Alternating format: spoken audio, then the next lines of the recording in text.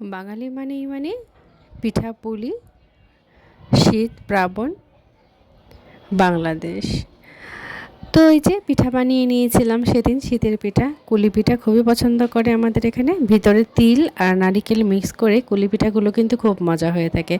তো বাসায় খুব সহজেই বানিয়ে নিয়েছিলাম এই যে তিল আর নারিকেল দিয়ে কুলি পিঠা, চালের গুঁড়ি দিয়ে।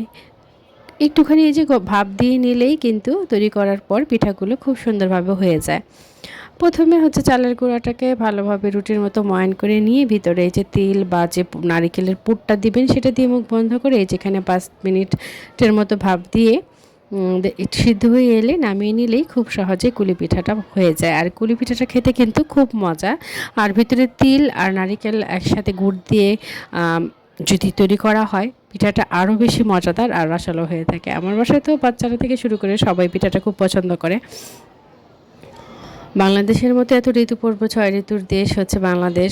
6টা ঋতুর যে পরিবর্তন হয় তার সাথে সাথে তাল মিলিয়ে এক এক ঋতুতে এক এক ধরনের খাবার, এক এক ধরনের আয়োজন, আসলে খুব মজা। তার মধ্যে শীত কিন্তু বিশেষভাবে এই পিঠার জন্য খুবই ভালো লাগে। শীতে নানান রকম পিঠা, কুলি পিঠা, ভাপা পিঠা, পাটিসাপটা, দুধ চিতই, সবাই এক একজন এক এক রকমভাবে শীতের পিঠা খেয়ে থাকে।